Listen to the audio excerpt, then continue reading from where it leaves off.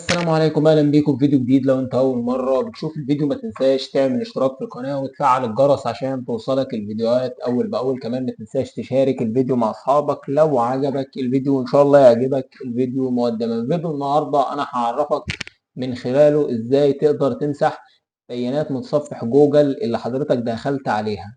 طبعا انا بقصد بمسح السجل بتاع جوجل، اللي هو يعني البيانات اللي بتبقى محفوظه في الاكونت بتاعك. بمعنى ان حضرتك لو مسحتها من على الجهاز ده ممكن تدخل من على الموبايل بتاعك بنفس الايميل اللي انت مسجل بيه.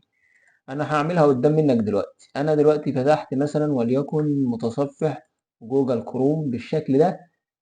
طبعا انا بحثت عن حاجتين في الاخر وهما عمرو دياب وجوجل كروم. تمام. انا بحثت عن الحاجتين دول انا محتاج امسحهم. هاجي على حاجة عندي اسمها ماي اكتيفيتي.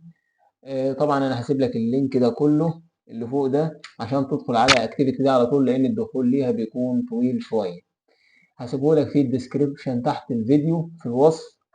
تقدر حضرتك تنزل هنا، بس لازم تكون مسجل بالايميل بتاعك زي انا ما مسجل كده. تقدر حضرتك تنزل هنا وتمسح اي حاجه، تختار على ديليت من هنا. هتلاقي حاجه عندك اسمها اول تايم، وفي اللي هو اخر يوم وفي اخر ساعه. انت اختارها اول تايم بالشكل ده، وبعد كده تعمل نيكست من هنا.